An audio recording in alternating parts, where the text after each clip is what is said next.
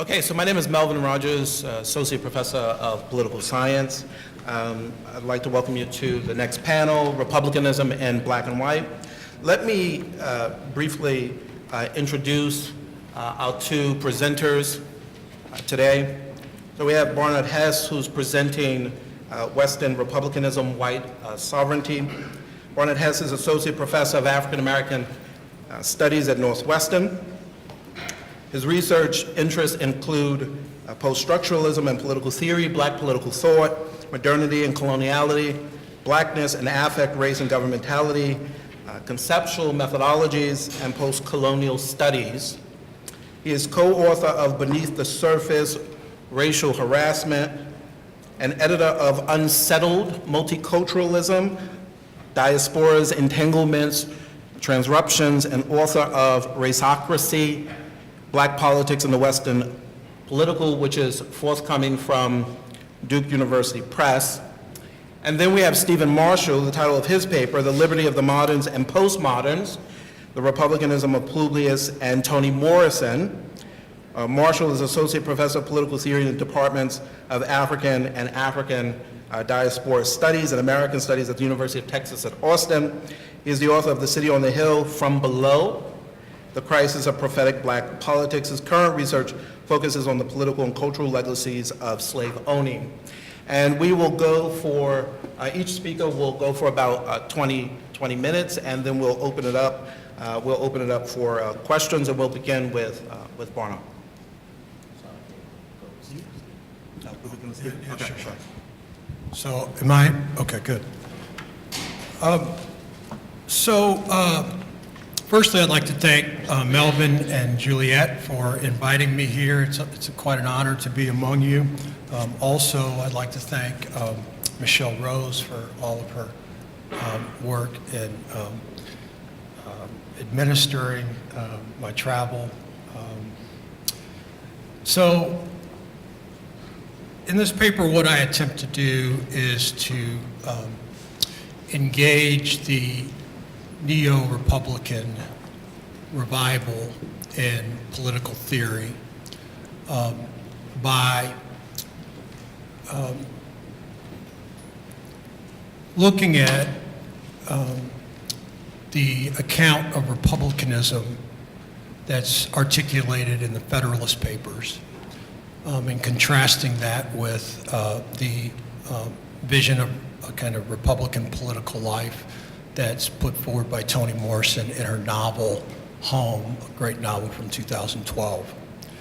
So in Home, Toni Morrison contests the neo-Republican political revival by taking up and reworking a conception of freedom that James Baldwin first described as a constitutive spiritual form of Black sociality.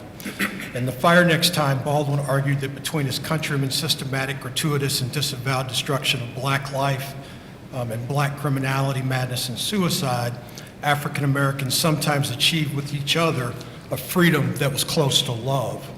This freedom, Baldwin explains, is a zest, joy, and capacity for facing and surviving disaster, which yields Black practices of self-presence and ironic tenacity, but falls short of the kind of unconditional, intimate, and critical involvement with the other that he believed was necessary to the political work of averting America's racial nightmare.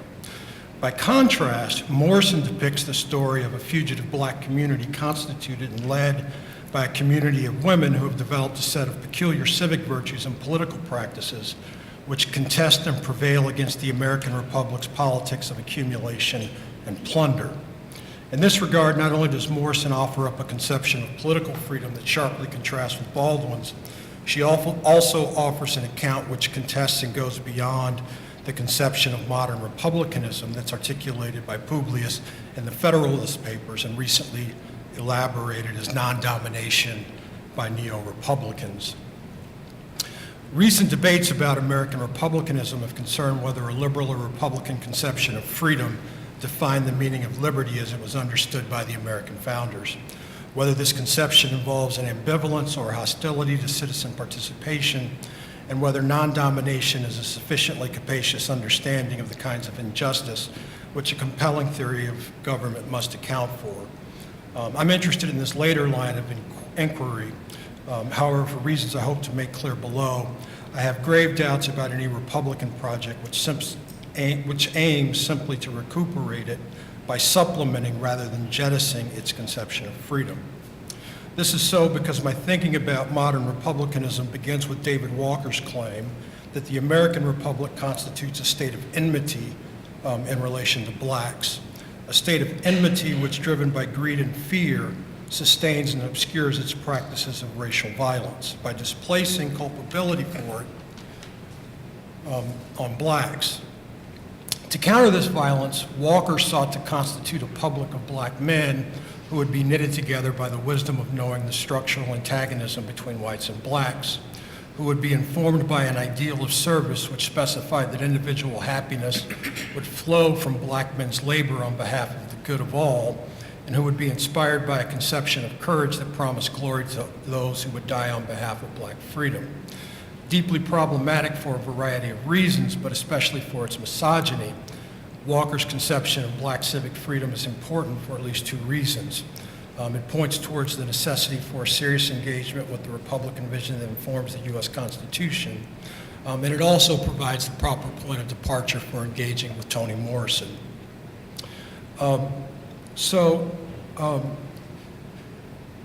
Walker directly engages with the arguments of Jefferson and Clay, but it's the implicit racial violence of American liberty that is the true locus of his concerns. Recently, however, this conception of liberty has enjoyed something of a renaissance among scholars of what is now referred to as the Republican school. Philip Pettit argues that classical republicanism's theory of freedom in government is superior to that of liberalism, and that American republicanism, as expressed in the Federalist Papers, is an outstanding formulation of the Republican tradition. This tradition is unanimous, according to Pettit, in casting freedom as the opposite of slavery, and in seeing the exposure to the arbitrary will of another as the great evil. These ideas had an explosive effect in Britain's American colonies, Pettit explains, as colonists came to see the rule of the British Parliament in their lives as an unchecked and arbitrary power, and as the very exemplar of an absolute ruler. So Pettit argues that the Federalist Papers forward a conception of freedom as non-domination, where freedom is understood as the absence of mastery.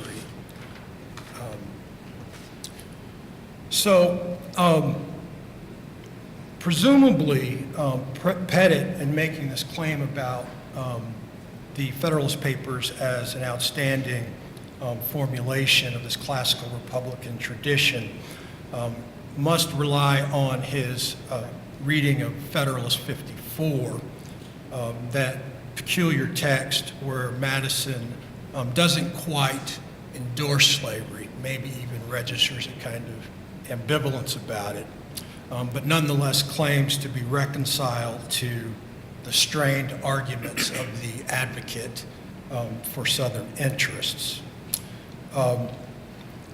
But nonetheless, a certain insufficiency and perhaps even a willful naivety informs Pettit's understanding of slavery. Not only does he conceptualize slavery exclusively in terms of the legal forms and ideologies of slavery that help legitimate it, as Patchen Markell notes, he also hypostatizes the relationship of private ownership. Contemporary scholars of slavery, and here I'm thinking about Stephanie Smallwood, Walter Johnson, Sadia Hartman, have noted that while private ownership is an important dimension of modern slavery, commodification, accumulation, capture, and confinement are also crucial dimensions. So crucial, in fact, that a failure to appreciate them distorts both what is distinctive about modern racial slavery and therefore, as I argued, distorts the relationship between modern racial slavery and the modern Republican ideal of non-domination. To conceive slavery in the manner in which Pettit describes is to repress all inquiry into whether the political technologies that facilitate non-domination in the modern republic turn upon, necessitate, and conceal the dehumanization of racially marked persons. I look at Federalist 10 and Federalist 13, the two texts in which Publius addresses specifically the problem of domination. In Federalist 10, of course, the problem of domination is the problem of majoritarian tyranny. And his answer, his quite famous answer, is the idea of the extended republic.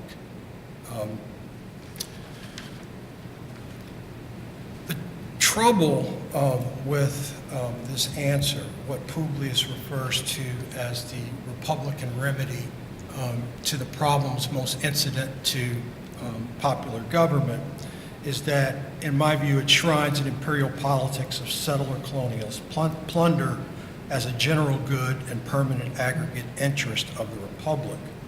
When Publius proposes to extend the sphere in order to take in a greater number of citizens and extent of territory within its compass, he is not simply contrasting republicanism with democracy, nor commenting on the unusually large size of the original Union of 13 states. He is actually laying the ground for a more expansive claim about the new science of modern American republicanism, the science that is actually introduced in Federalist 9, but is expanded in Federalist 13. Here he says, if Europe has the merit of discovering the great mechanical power in government by which the will of the largest political body may be concentrated and its force directed to any object, America can claim the merit of making the discovery the basis of unmixed and extensive republics. Two objects that are clearly going to come into the purview of the mechanical power of the American Republic are territorial expansion and European immigration. As Publius goes on to explain, while the immediate object of the federal Constitution is to secure the union of the 13 primitive states, we cannot doubt it to be equally practicable to add to them such other states as may arise in their own bosoms or in their own neighborhoods.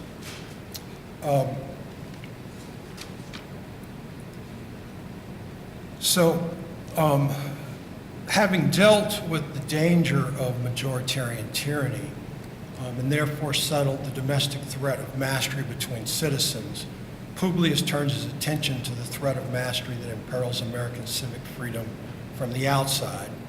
He explains the world may be politically as well as geographically divided into four parts, each having a distinct set of interests.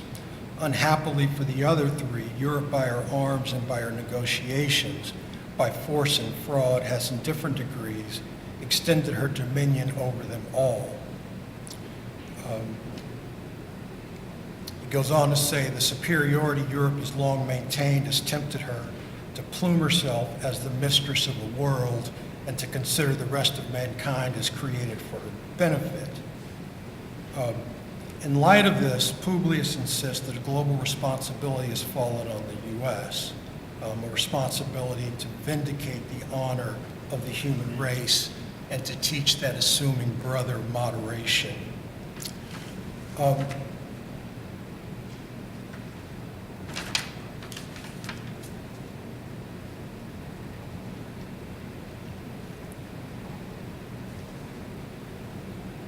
The failure, Publius explains the United Federal Republic could impose prohibitory regulations on importers to oblige them to bid against each other for the privileges of American markets. The capacity to exclude Great Britain from American ports would enable the Republic to negotiate for commercial privileges of the most valuable and extensive kind in the dominions of that kingdom.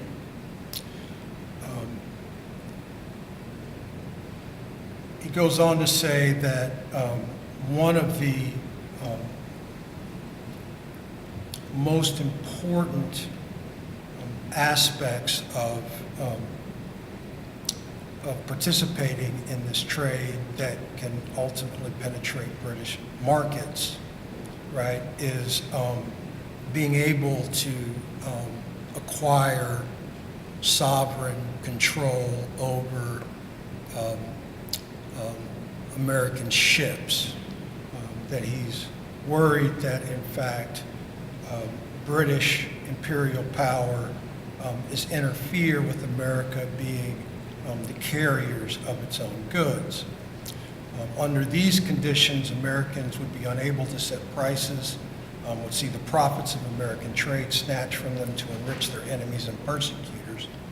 And worst of all, Publius explains, the unequal spirit of American enterprise, which signalizes the genius of American merchants and navigators, would be stifled and lost, and poverty and disgrace would overspread a country which with wisdom might make herself the admiration and envy of the world.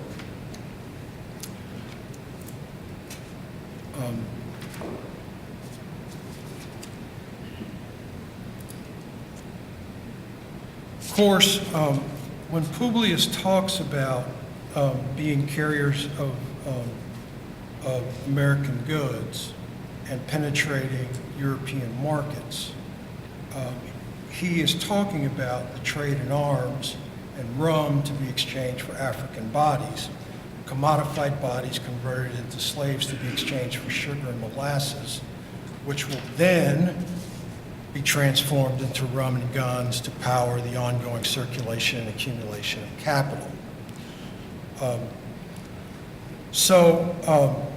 When Publius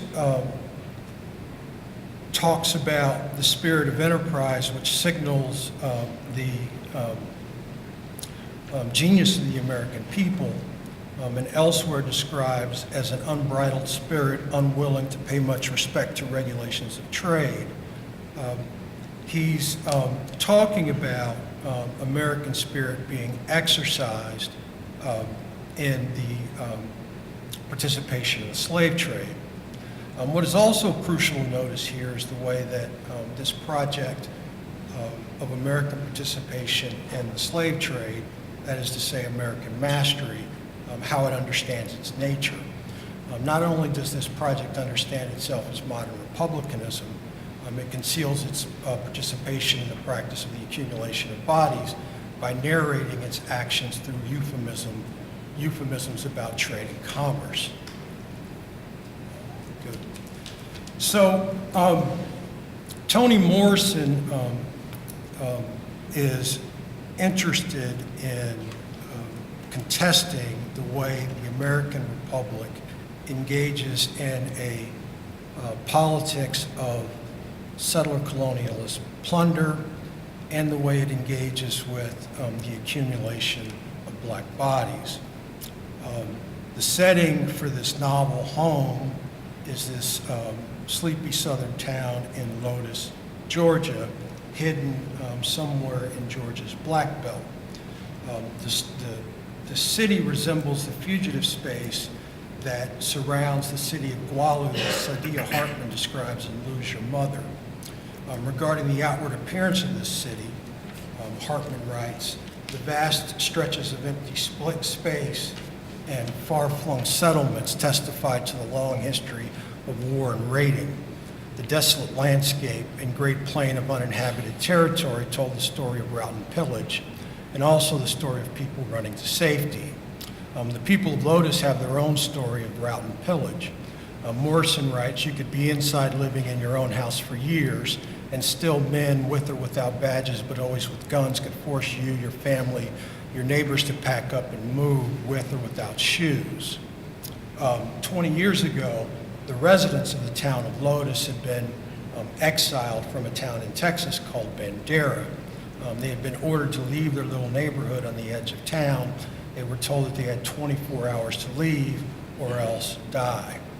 The two central characters of this novel are Frank and C, who regard Lotus as a place that doesn't have any future. They think that black life exists elsewhere. So they decide to leave Lotus. Frank decides to go into the Army, and C goes to Atlanta to have a life in the city. C, of course, becomes accumulated as an object for profit and scientific experimentation at the hands of a neo-Confederate doctor. And Frank, the other central character, becomes an agent of American plunder as a soldier in the Korean War. Both of these characters come back home to Lotus in order to heal C from the injuries that she receives while in the city. They see as healed by a community of women who, I argue, exhibit the virtues that have been historically associated with classical republicanism.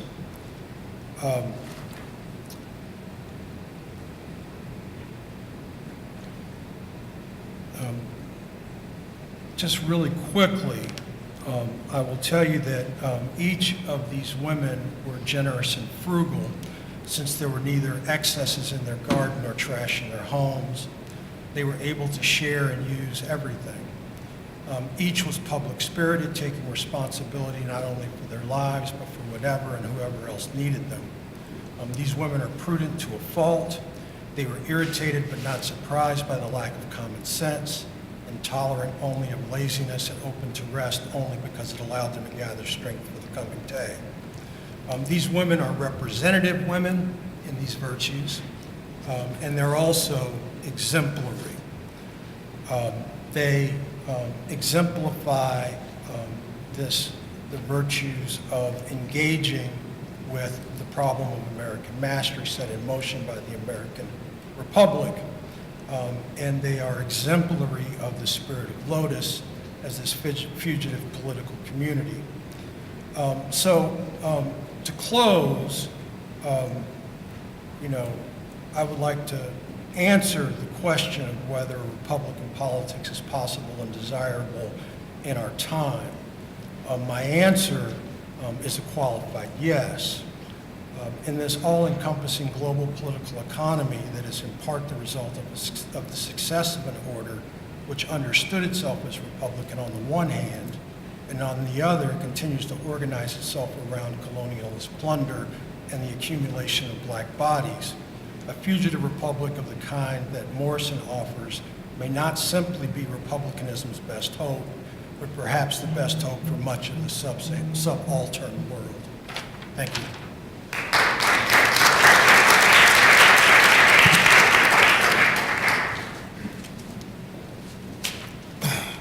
So I'd like to offer some thoughts on the relationship between race and republicanism. Republican theory. Is this better?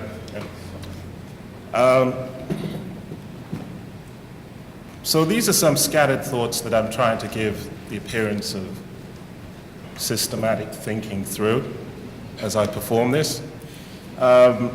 And I'm not precious about this. So what I'd like to do is to try and identify some signposts in Republican theory where we might begin to interrogate the location of race critically.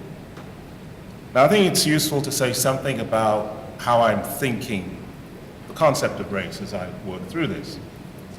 I definitely want to establish it as a modern category, which means I completely repudiate all these attempts to find race in antiquity and so on and so forth. Perhaps that can be a useful point of conversation later on. But more principally, what I'm thinking about is the way in which the world is divided ontologically between a constituted Europe, which in turn constitutes a non-Europe. Or to put this another way, a constituted whiteness, which in turn constitutes a non-whiteness. And the relationship between the two is a relationship of rule and regulation. And what's interesting about that way of conceptualizing race is that you begin to see that the racial categories that emerge include whiteness within the tabulation, but whiteness is within the tabulation and also constituting the tabulation and regulating it. So that gives it a very distinctive kind of governmental relation. So having said that, I want to start off with a little sort of thought experiment. I was thinking about the relationship between those who proclaim Make America Great Again and those who proclaim Black Lives Matter. Now it's interesting when you put those two things together, they are not usually put together, even though one implies the other as the unspoken constitutive outside of the other. But I want to look at the commonalities. In many respects, both of them invoke a kind of Republican citizen, a kind of recourse to a legislative authority that can talk about the kind of society in which one expects a certain kind of social life. But if you ask the question, for whom is the ideal of making America great again directed? And you ask the question, to whom does Black lives not matter? Seems to me the answer to the question in both circumstances is the same thing: white citizens. Citizenship is important. Both are appeals to citizenship, both are citizenship appeals. But it seems to me that ultimately both are appealing to white citizens. Now, to the extent that that is an argument that can be sustained, what status do we give to white citizenship? And I want to say that that is the originary constitutive idea of the Republican citizen. So that's where I'm going to try and get to, and let's see if I can develop some ideas along the way to develop this. So a little background on Republican theory. As we know, the idea of the Republican ideal is retrieved from readings of modernity, the Renaissance, 14th to 16th century. Republican ideals drawn from Greece and Rome, emphasizing questions of civic virtue, and a very particular and distinctive conception of liberty. Now, the thing to note about that, of course, is that that time period is coterminous with the quote-unquote Europe's exploration of the world, particularly the colonization of the Americas. Why these two things are important to put together is because many of the emerging early modern republics will be founded in the Americas. So the question will be, what is the relationship between empire and Republican ideas? Now, within the work of Republican theory generally, if we take David Armitage as an example, there's been a long-standing discussion about the relationship between liberty and empire in Republican theory. And the idea was that with notions of expansion, the Republican ideal threatened to fold in on itself and undermine its ideas of liberty. So there was always this idea of tension, but that notion of empire is not necessarily worked through how we would think about the colonization of the Americas. And I find it useful here to draw upon the work of J.G.A. Pocock, who has some interesting things to say about empire. But before I do that, let's just identify at least the two camps of Republican theory. On one hand, you have the Aristotelian camp, which emphasizes these questions of civic virtue. And on the other hand, you have the Neo-Roman camp that emphasizes questions of liberty as a distinct alternative to the hegemony of liberalism's concept of liberty. Liberalism's concept of liberty generally symbolized by this notion of negative liberty, freedom from constraint. The Republican theorists will say that's a very weak notion of liberty, and what really matters is freedom from domination or freedom from dependence, non-domination and non-dependency. But Pocock points out to us that when we're thinking about, and Pocock is one of the foremost historians of Republican political thought, when we're thinking about empire, it means two things which are very important. Firstly, it describes the way in which a political system expands to hold in provincial subjection peoples not belonging to it, or to peoples whose state has become an empire. But he also goes on to say something which is more interesting from our point of view, that by the early modern period, Europeans had acquired enough rule in lands beyond Europe to encourage and perhaps justify us in giving the word empire primarily to the meaning of the rule of Europeans over non-Europeans. Now, that's another way for me of reclaiming and restating what we mean by race. And if we move in that particular direction, it commits us to what I call a colonial constitution of race thesis, not one that requires us to investigate blood, lineages, and so on. That will always be built on that kind of colonial conception. So having said that, what I want to do now is to give two sets of examples as to how we might investigate this relationship between race and republicanism against the background of race that I've already given.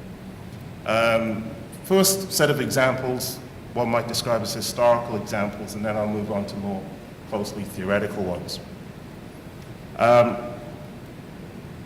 So Laura Doyle, in her book, Freedoms of Empire, examines as a literary theorist the rise of the modern novel. And one of the things she's particularly interested in is what she describes as Atlantic liberty.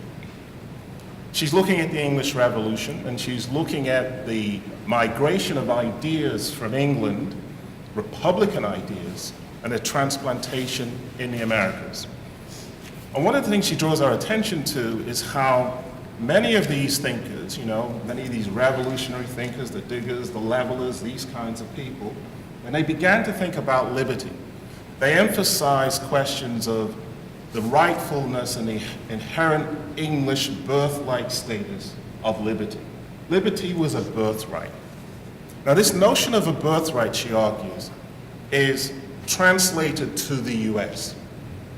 And it's translated to the US as part of the kinds of revolutionary ideals that developed there. And it's worth noting that when the US establishes itself as a republic, its first attempt at legislation in terms of citizenship law, 1790, enshrines citizenship with whiteness. So there we have a kind of indicator, if you like, an empirical indicator, if you're sufficiently a political scientist, to give us some hope that this might be a worthwhile point of exploration. So we have this idea that political membership can be cast in terms of those who have an entitlement to liberty as a form of perhaps white possessive individualism, to quote, McPherson, C.B. McPherson. So the argument that I'm trying to make here is that perhaps in the invocation of we the people, there is this inherent legacy of we the white people. Let me turn to my second historical example. It comes from the work of Marixa Lasso, who wrote a book about the emergence of Colombia during the Latin American Wars of Independence. And her focus is on how, within this particular birth of a nation, the entreaty to the formerly enslaved or black slaves to join in the wars of independence was one that gave them the hope of citizenship premised on the abolition of slavery. And you see this involvement of many black former slaves in the armies of wars of independence. In very much the same circumstances. And one of the arguments she makes is that in Colombia, that was one of the first places in the Americas where there was established this principle of racial equality as underpinning the possibility of citizenship. But it came with a downside. And the downside was this, that in that context, any kind of racial grievance that was associated with black populations, associated with their espousal, was seen as unpatriotic, was seen as divisiveness. Now, Republican theory had always had this issue that the civic virtue depended on a stable political community in which there was no discord. Concord was important. So, divisiveness that came from grievances mobilized by black populations, they have that tendency, was often identified with provoking what they called race war. And race war was this idea that could divide and polarize the nation. Sounds kind of like yesterday, doesn't it? Sort of contemporary. It seems almost un-American. So you have this idealized notion of racial harmony that underpins the coming together, the collegiing of the republic and its citizenship. Another way of thinking about the invocation, we the people, because most importantly here, in this context of citizenship, the major question was who controlled the way in which we understand racial equality. And it was not the black citizens. As now, as in America, it was the white citizens. So there are two historical examples about how we might begin to think through this question of race and Republican theory. Well, now I want to turn to some theoretical examples, focusing principally on the work of Quentin Skinner and Philip Pettit. I'm focusing on the way in which they want to rethink the concept of liberty against the liberalism concept of liberty, which might be useful if we occupy liberalism. We might want to check that out.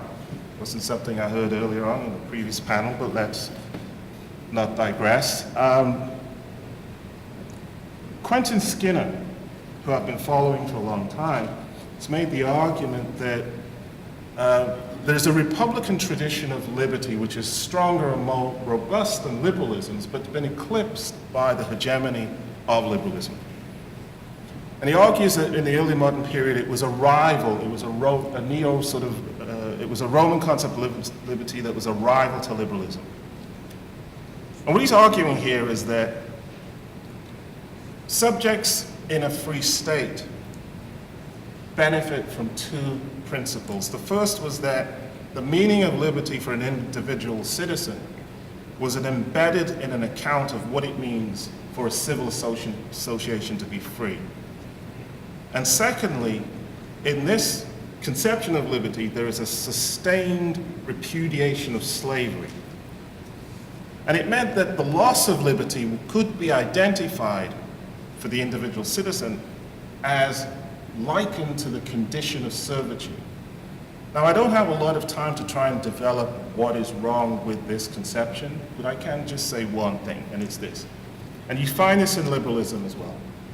They trade almost exclusively on a metaphorical idea of what slavery is, and a very individualist idea of slavery, and a very presentist idea of what citizenship is. So what you find is that the way of thinking about liberty presupposes an actual citizen in place whose only relationship to slavery is the potential loss of citizenship threatened by this abstract lack of liberty by that which is exerting power over it externally.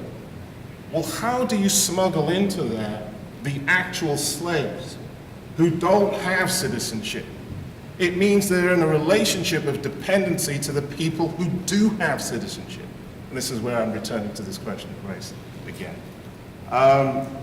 Because I only have 4 minutes left, I want to sort of jump ahead. I'm going to have to leave Philip Pettit out of this, except to say that when he conceptualizes slavery, what he also does is to use the metaphor of the Americans describing during the Revolution their own condition of slavery in relation to the British Empire, another metaphor.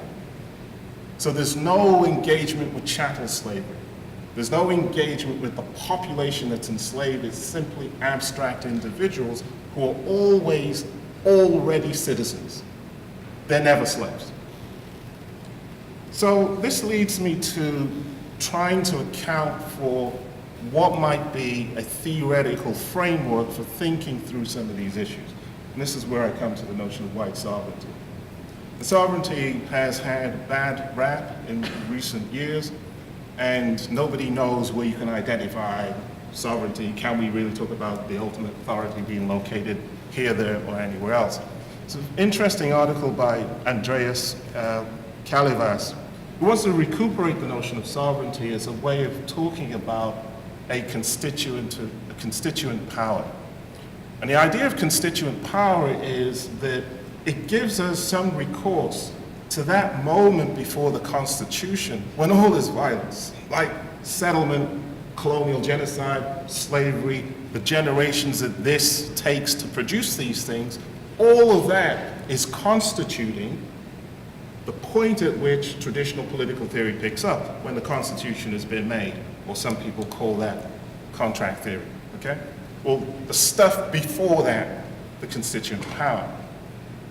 He argues that this is where we get this notion of sovereignty from. And if you think about some of the ways in which it's used by people on the left, and I'm thinking about people like Toni or Negri, the argument will be that a constituent power is the power of democracy to remake itself beyond the Constitution.